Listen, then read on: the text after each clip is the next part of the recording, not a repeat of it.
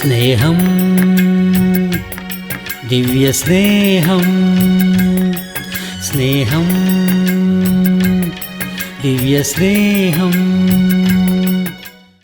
റോമർക്കെഴുതിയ ലേഖനം 5-ാമത്തെ അധ്യായം 3-ാമത്തെ വാക്യം മുതൽ, അതുതന്നെയല്ല കഷ്ടത സഹിഷ്ണുതയെയും, സഹിഷ്ണുത സിദ്ധതയെയും, സിദ്ധത പ്രത്യാശയെയും ഉളവാക്കുന്നു എന്ന് പറഞ്ഞ് നാം കഷ്ടങ്ങളിലും പ്രശംസിക്കുന്നു. കർത്താവിൽ വിശ്വസിച്ചാൽ അനുഗ്രഹമാണ്, സൗഖ്യമാണ്, സമൃദ്ധിയാണ്, നന്മയാണ്, സന്തോഷമാണ്, സമാധാനമാണ്. അങ്ങനെ എത്രയോ നന്മകൾ നമുക്ക് ഉണ്ടാകുമെന്ന് ഒരുപാട് സന്ദേശങ്ങൾ നാം കേട്ടുകൊണ്ടിരിക്കുന്നവരാണ്. അങ്ങനെയുള്ള സന്ദേശത്തിൻ്റെ ആവശ്യം അവിശ്വാസികൾക്കാണ്, തുടക്കക്കാർക്കാണ്.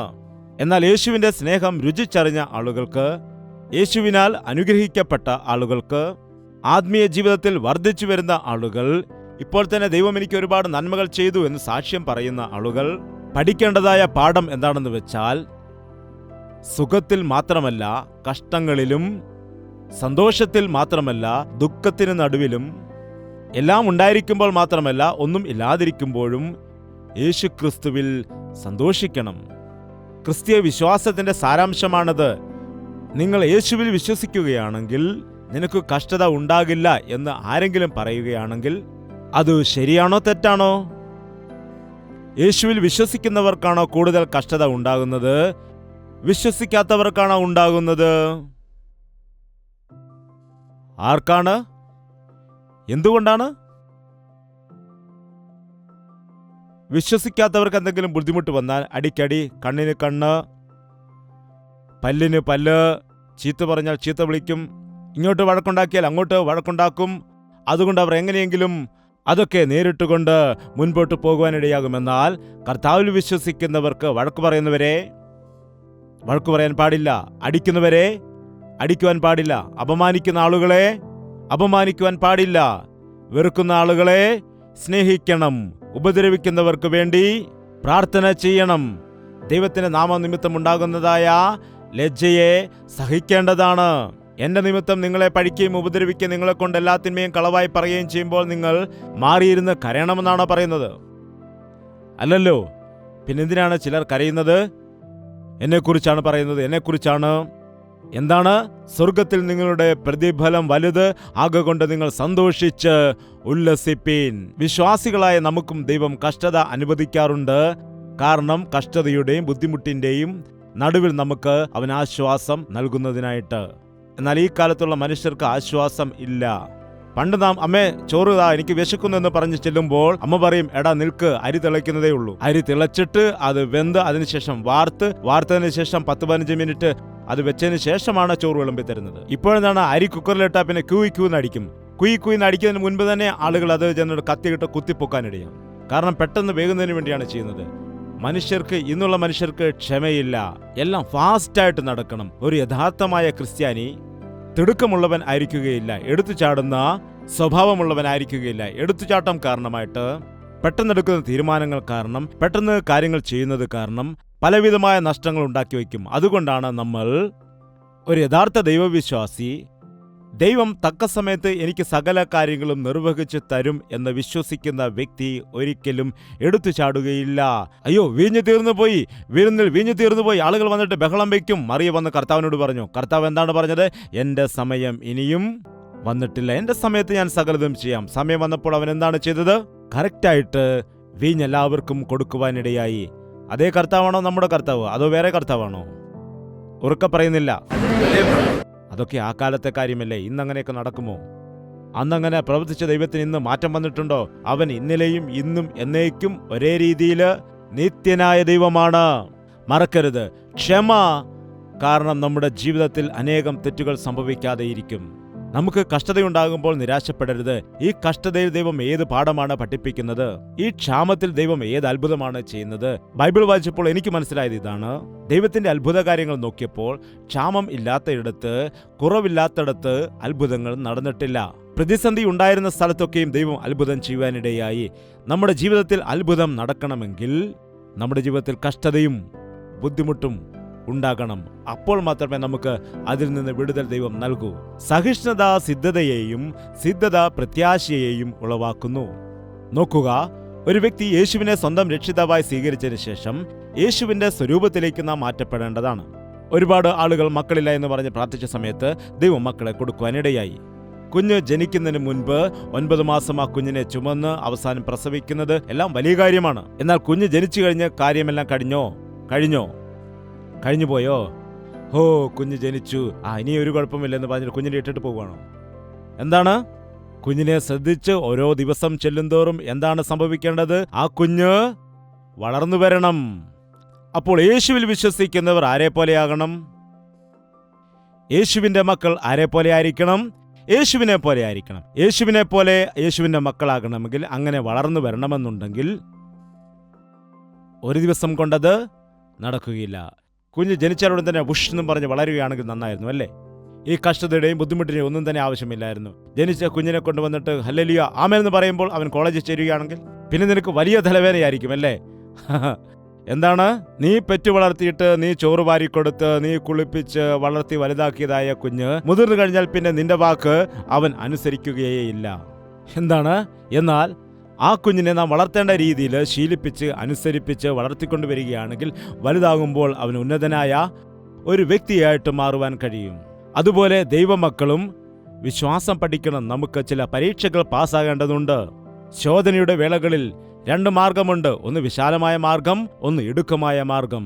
എന്തെങ്കിലും കഷ്ടത വരുമ്പോൾ ആഹാരമില്ലാതെ ഇരിക്കുന്ന സമയം പെട്ടെന്ന് ചെന്നിട്ട് എവിടുന്നെങ്കിലും കടം വാങ്ങുന്നത് ഒരു മാർഗമാണ്. കർത്താവേ നിന്നെ അനുഗ്രഹിക്കണമേ എന്ന് പറഞ്ഞ് പ്രാർത്ഥിക്കുന്നതാണ് അത് മറ്റൊരു മാർഗം. വിശ്വാസിയുടെ വഴി ദൈവത്തിന്റെ പ്രവൃത്തിക്ക് വേണ്ടി കാത്തിരിക്കുന്നതാണ്. അവിശ്വാസികൾ ആണെങ്കിൽ ഇഷ്ടമുള്ളതുപോലെ ചെയ്യുന്നു. തെറ്റു ചെയ്യുന്ന സമയത്ത് മനസ്സാക്ഷി കുത്തിനോവിപ്പിക്കുമ്പോൾ, കുറ്റബോധം ഉണ്ടാകുമ്പോൾ, വിശ്വാസികളാണെങ്കിൽ കർത്താവേ ഞാൻ പാപം ചെയ്തു, എന്നോട് ക്ഷമിക്കണമെന്ന് കണ്ണുനീരോടെ പ്രാർത്ഥിക്കും. അവിശ്വാസികളാണെങ്കിൽ എന്തു ചെയ്യും? പോയി മദ്യപിച്ചിട്ട് ആ സങ്കടം അല്ലെങ്കിൽ ആ ദുഃഖത്തെ താൽക്കാലികമായി സഹിക്കുവാൻ വേണ്ടി നോക്കും. ഒരു നിമിഷം ചിന്തിക്കുക, നാം യേശുവിന്റെ പൈതങ്ങളായി മാറിയതിനു ശേഷം നമ്മുടെ ജീവിതത്തിൽ സഹിഷ്ണുത ഉള്ളവരായിട്ട്, കർത്താവ് നൽകുന്നതായ ശോധനകൾ സഹിക്കുന്നവരായിട്ടാണോ?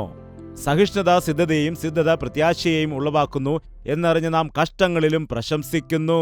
എന്താണ് പറയുന്നത്? നാം കഷ്ടങ്ങളിലും പ്രശംസിക്കുന്നു. കാരണം എന്താണെന്ന് വെച്ചാൽ അതുകൊണ്ട് നമ്മുടെ ജീവിതത്തിൽ ഒരു പ്രത്യാശ ഉണ്ടാകുന്നു.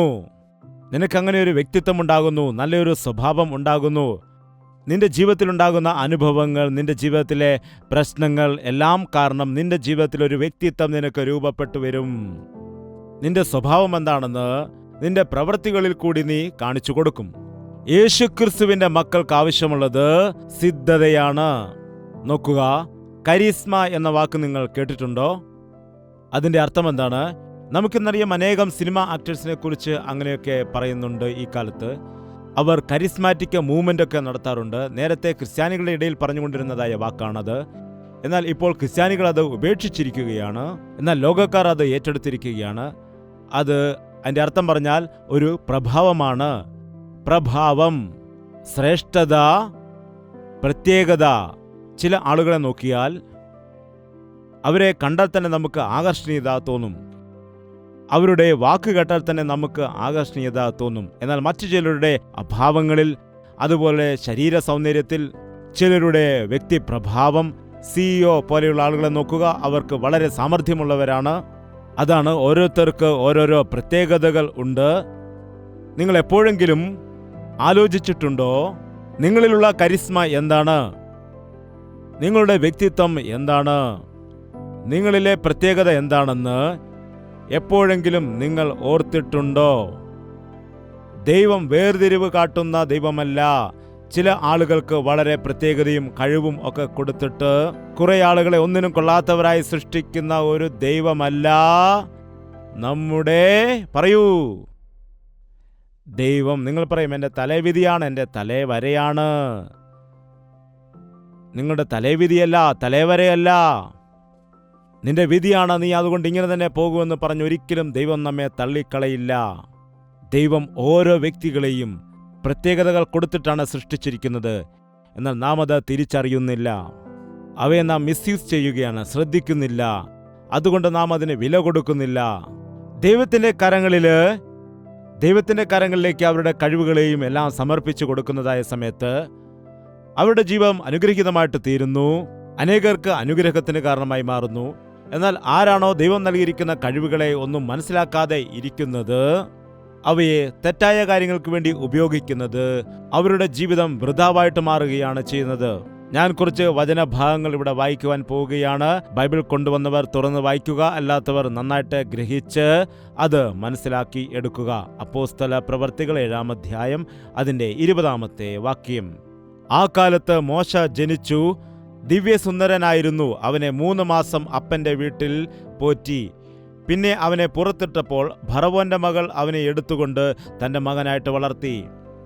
മോശ മിസ്രൈമ്യരുടെ സകല ജ്ഞാനവും അഭ്യസിച്ചു, വാക്കിലും പ്രവൃത്തിയിലും സമർത്ഥനായി തീർന്നു. എന്താണ്?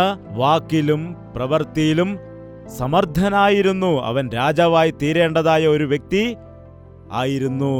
എന്നാൽ മിസ്രൈമിന്റെ രാജാവാകാൻ വേണ്ടി അവൻ തീരുമാനിച്ചില്ല.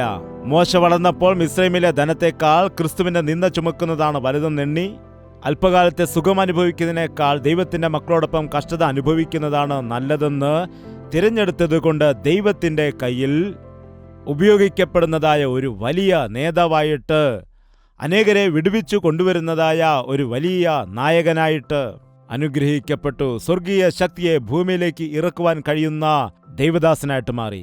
ഈ ദിവസം നിനക്കുണ്ടായിരിക്കുന്ന സാമർഥ്യം എന്താണോ, നിനക്കുണ്ടായിരിക്കുന്നതായ പ്രത്യേകത എന്താകുന്നുവോ, നിനക്കുണ്ടായിരിക്കുന്നതായ ആ ശ്രേഷ്ഠത വിശേഷത എന്താകുന്നോ, അത് നീ ദൈവത്തിന്റെ കരങ്ങളിലേക്ക് വെച്ചാൽ ആ സ്വഭാവമാണ് ഏറ്റവും വലിയത്. എനിക്കുള്ള സൗന്ദര്യത്തെ ഞാൻ മറ്റുള്ള കാര്യങ്ങൾക്ക് ഉപയോഗിക്കില്ല. എനിക്കുള്ളതായ ബുദ്ധിയെ ഞാൻ വഞ്ചന ചെയ്യുവാൻ വേണ്ടി ഉപയോഗിക്കില്ല. എനിക്കുണ്ടായിരിക്കുന്നതായ ബലത്തെ മറ്റുള്ളവരെ ഉപദ്രവിക്കുവാൻ ഞാൻ ഉപയോഗിക്കത്തില്ല എന്നൊരു തീരുമാനം നാം എടുക്കണം. ദാനിയേലും സൗന്ദര്യമുള്ളവനായിരുന്നു, കോമളനായ വ്യക്തിയായിരുന്നു. അവനെ നോക്കിയപ്പോൾ അവന്റെ മുഖം ശോഭയുള്ളതും മാംസപുഷ്ടിയുള്ളതുമെന്ന് കാണപ്പെട്ടു. എന്നാൽ അവന്റെ സൗന്ദര്യം അവൻ വിശുദ്ധിയോടെ കാത്തു. രാജഭോജനം, രാജാവിന്റെ ലഹരി പദാർത്ഥങ്ങൾ വെറുതെ കിട്ടുമെന്ന് പറഞ്ഞപ്പോൾ അവൻ പറഞ്ഞു, എനിക്ക് വേണ്ട എന്ന്. ഞാൻ എൻ്റെ ശരീരത്തെ ദൈവത്തിനു വേണ്ടി മാത്രമേ ഉപയോഗിക്കുകയുള്ളൂ, അതുകൊണ്ട് എൻ്റെ ശരീരത്തെ അശുദ്ധിയാക്കുകയില്ല എന്ന് തീരുമാനിക്കുവാൻ ഇടയായി. ഈ ദിവസം നിങ്ങളിൽ എത്ര പേർ നിങ്ങളുടെ ശരീരം ദൈവത്തിന്റെ നാമമഹത്വത്തിനാണ് എന്ന് മനസ്സിലാക്കുന്നുണ്ട്? നിങ്ങൾ വില കൊടുത്ത് വാങ്ങപ്പെട്ടവരാണ്. നിങ്ങൾ ദൈവത്തിന്റെ സ്വത്താണ്. നിങ്ങളുടെ ശരീരം കൊണ്ട് ദൈവത്തെ മഹത്വപ്പെടുത്തണമെന്ന് ദൈവത്തിന്റെ വചനം പറയുന്നു. നിങ്ങളാകട്ടെ, നിങ്ങളുടെ മക്കളാകട്ടെ, നിങ്ങളുടെ ജീവിതത്തിലുള്ളതായ ശ്രേഷ്ഠതയെ മനസ്സിലാക്കി ദൈവത്തിന്റെ കരത്തിലേക്ക് ഏൽപ്പിച്ചു കൊടുത്താൽ, മോശ ശിശുവായിരുന്നപ്പോൾ തന്നെ അവന്റെ അമ്മ അവൻ സുമുഖൻ എന്ന് കണ്ടിട്ട്, ഇവൻ സാധാരണക്കാരനല്ല, ഇവനെ കൊല്ലുവാൻ പാടില്ല, ഇവനെ നശിപ്പിക്കുവാൻ പാടില്ല, ഇവനിൽ എന്തോ ഒരു വലിയ പ്രത്യേകതയുണ്ട്, അതുകൊണ്ട് ഇവൻ നശിക്കുവാൻ പാടില്ല. അവനെ അങ്ങനെ 3 മാസം ഒളിച്ചു വെച്ചു. അവന്റെ ജീവിതത്തിലെ പ്രത്യേകത കാണുവാൻ ആമയ്ക്ക് കഴിഞ്ഞിരുന്നു. അതുകൊണ്ട് എന്താണ്, കർത്താവിന്റെ കരങ്ങളിൽ ഒരു ഞാങ്ങണപ്പെട്ടകത്തിലാക്കി യേശുവിനെ പ്രാർത്ഥിച്ചുകൊണ്ട് നൈൽ നദിയിലേക്ക് കൊണ്ടുവയ്ക്കാനിടയായി. എന്നാൽ ദൈവം അത്ഭുതം ചെയ്തു. അത് രാജകുമാരിയുടെ കണ്ണിൽപ്പെട്ടതും രാജകുമാരി അവനെ കൊണ്ടുപോയി മോശയെന്ന് പേരിട്ട് വിളിച്ച് വളർത്തിയതും അവൻ സകല ജ്ഞാനവും അഭ്യസിച്ചതും അതിനുശേഷം ദൈവം ജനത്തെ വിടുവിക്കുന്നതിന് വേണ്ടി അവനെ ഉപയോഗിച്ചതുമെല്ലാം ദൈവത്തിന്റെ ഒരു പദ്ധതിയുടെ ഭാഗമാണ്. ചില സമയത്ത് നമ്മുടെ ജീവിതത്തിലും കഷ്ടതയും ബുദ്ധിമുട്ടും ഞെരുക്കവും പ്രശ്നങ്ങളും പ്രതികൂലങ്ങളും ഭയവും അപമാനവും ഒക്കെ ഉണ്ടാകും. അതെല്ലാം ദൈവത്തിൻ്റെ പദ്ധതിയുടെ ഭാഗമാണെന്നും നിന്നെ ഒരു നല്ല വ്യക്തിയായിട്ട് മാറ്റാനാണെന്നും നല്ല രീതിയിൽ നിന്നെ ഉപയോഗിക്കുവാൻ വേണ്ടിയാണ് എന്നും നല്ല സ്വഭാവമുള്ള ഒരു വ്യക്തിയായിട്ട്, നല്ല പ്രയോജനമുള്ള ഒരു വ്യക്തിയായിട്ട് മാറ്റുവാൻ നിന്നെ രൂപപ്പെടുത്തിയെടുക്കുവാൻ വേണ്ടി അനുവദിച്ചതാണെന്ന് നീ മനസ്സിലാക്കിയാൽ ഒരിക്കലും നീ വേദനിക്കേണ്ടതായ, നിരാശപ്പെടേണ്ടതായ സന്ദർഭം ഇല്ല. ചില സന്ദർഭങ്ങളിൽ നിനക്ക് ദുഃഖം അറിയില്ല എങ്കിൽ ദുഃഖിക്കുന്നവരെ എങ്ങനെ ആശ്വസിപ്പിക്കും? നിനക്ക് വിശപ്പറിയില്ലെങ്കിൽ വിശക്കുന്നവരെ വിശക്കുന്നുണ്ടോ എന്ന് നിനക്കെങ്ങനെ മനസ്സിലാക്കാൻ കഴിയും? നീ വിശന്നിരുന്ന വ്യക്തിയാണെങ്കിൽ നിനക്ക് വിശപ്പിന്റെ വില എന്താണെന്ന് മനസ്സിലാക്കാൻ കഴിയും. ഈ രോഗം അനുഭവിച്ച വ്യക്തിക്ക് രോഗത്തിന്റെ ബുദ്ധിമുട്ടറിയാൻ കഴിയും. അതുപോലെ നിന്ദയും അപമാനവും ഒക്കെ ഒരാളുടെ ജീവിതത്തിൽ വരുമ്പോൾ എത്രമാത്രം ദുഃഖമുണ്ടാകും, വേദനയുണ്ടാകുമെന്ന് അറിയണമെങ്കിൽ നിന്റെ ജീവിതത്തിലും അത് ഉണ്ടാകും. അതുകൊണ്ടാണ് ദൈവം ഇത് അനുവദിക്കുന്നത്. ദൈവം എന്നെപ്പോലെയുള്ളവരെ, നിന്നെപ്പോലെയുള്ളവരെ, അനേകർക്ക് ആശ്വാസമായി തീരണമെന്ന് ആഗ്രഹിക്കുന്ന വ്യക്തികളെ കഷ്ടതയിൽ കൂടി കൊണ്ടുപോയി, ബുദ്ധിമുട്ടിൽ കൂടി കൊണ്ടുപോയി അനുഗ്രഹിച്ച് പരിശോധിപ്പിച്ച് നിനക്ക് സാമർഥ്യമുള്ളവനാക്കി മാറ്റി, ബലമുള്ളവനാക്കി മാറ്റി, അനേകർക്ക് അനുഗ്രഹമായി തീരേണ്ടവനാക്കി മാറ്റുകയാണ്. ദയവ് ചെയ്ത് എഴുന്നേറ്റ് നിൽക്കാം. നമുക്ക് ദൈവത്തിന്റെ സന്നിധിയിൽ പ്രാർത്ഥിച്ച് കടന്നു പോകാം. നമ്മുടെ ഹൃദയത്തിൽ പരിശുദ്ധാത്മാവ് വലിയൊരു പ്രവൃത്തി ചെയ്യുന്ന സമയമാണിത്. എല്ലാവരും കണ്ണുകൾ അടച്ചുകൊണ്ട് കർത്താവിനോട് ചോദിക്കൂ, കർത്താവേ, എന്റെ ശ്രേഷ്ഠത എന്താണ്? എന്നിലെ പ്രത്യേകത എന്താണ്? എനിക്കുള്ള താലന്ത് എന്താണ്? എനിക്കുള്ള കഴിവ് എന്താണ്? കർത്താവേ, ഒന്ന് ഓർമ്മിപ്പിക്കണമേ. പരിശുദ്ധനായ സ്നേഹമുള്ള പിതാവേ, ഒരിക്കൽ കൂടി നീ എന്നിലേക്ക് നോക്കണമേ. എന്നിലെ പ്രത്യേകത എന്താണ്? എന്നെ എന്തിനു വേണ്ടിയാണ് സൃഷ്ടിച്ചത്? ഞാൻ ദൈവത്തിന്റെ കരങ്ങളിൽ ഉപയോഗിക്കപ്പെടണം. ഞാൻ ലോകത്തിനു വേണ്ടി, പാപത്തിനു വേണ്ടി, പിശാചിനു വേണ്ടിയുമല്ല, എന്റെ യേശുവിന് വേണ്ടി ഞാൻ ജീവിക്കും എന്നുള്ള തീരുമാനത്തോടു കൂടി ഇവിടെ നിന്ന് കടന്നു പോകുവാൻ എല്ലാവരെയും സഹായിക്കണമേ. കഷ്ടതയിൽ ആശ്വാസം പ്രാപിച്ച്, ബലഹീനതകളിൽ നിന്നെല്ലാം വിടുതൽ പ്രാപിച്ച് സമാധാനത്തോടെ പോകാൻ സഹായിക്കണമേ. പ്രത്യാശയുള്ളവരായി ജീവിക്കുന്നതിന് വേണ്ടി ഞങ്ങളെല്ലാവരെയും നീ സഹായിക്കുമാറാകണമേ. പരിശുദ്ധ ദൈവമേ, നിന്റെ ആശ്വാസത്തിന്റെ കരം നീട്ടിക്കൊണ്ട് ഇവിടെ നിൽക്കുന്ന ആളുകളിൽ കഷ്ടതയും നിരാശയിലുമായിരിക്കുന്ന എല്ലാ വ്യക്തികളെയും നീ ആശ്വസിപ്പിക്കുമാറാകണമേ. അവിടെ കഷ്ടത മാറ്റി നിന്റെ സാക്ഷികളാക്കി നിർത്തണമേ. നസറേയനായ യേശു ക്രിസ്തുവിന്റെ നാമത്തിൽ സകലവിധമായ പാപത്തിന്റെ ബന്ധനങ്ങളെയും അഴിക്കുകയാണ്. ഇപ്പോൾ തന്നെ അവരുടെ ജീവിതത്തിലെ കഴിവുകൾ പിശാചിന്റെ കരങ്ങളിൽ ഏൽപ്പിച്ച് ജീവിതത്തിൽ നശിച്ചു പോകുന്നതായ ആളുകളെയെല്ലാം നസറേയനായ യേശുവിന്റെ നാമത്തിൽ വിടുവിക്കുകയാണ്. ഞാൻ എൻ്റെ ദൈവത്തിന്റെ സ്വത്താണ് എന്ന് പറഞ്ഞുകൊണ്ട് കർത്താവിന്റെ പാദപീഠത്തിൽ വരുന്ന എല്ലാ വ്യക്തികളെയും നീ എഴുന്നേൽപ്പിച്ച് നിന്റെ സാക്ഷികളായി നിർത്തിക്കൊണ്ട് നിന്റെ മഹത്വത്തിന് വേണ്ടി ഉപയോഗിക്കണമെന്ന് യേശു ക്രിസ്തുവിന്റെ നാമത്തിൽ അപേക്ഷിക്കുന്നു പിതാവേ. ആമേൻ, ആമേൻ, ആമേൻ.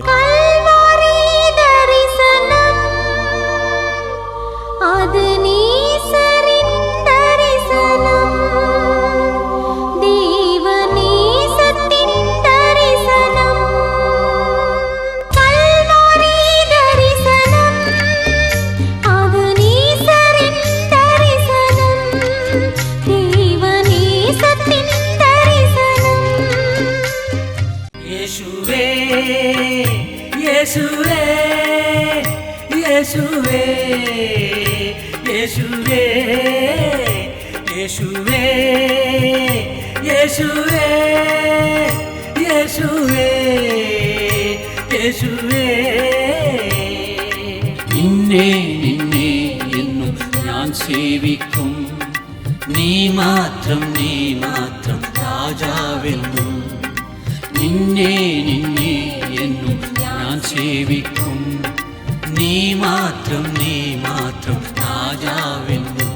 യേശുവേ, യേശുവേ, യേശുവേ, യേശുവേ, യേശുവേ, യേശുവേ, യേശുവേ, യേശുവേ, യേശുവേ, യേശുവേ, യേശുവേ, യേശുവേ, യേശുവേ, യേശുവേ.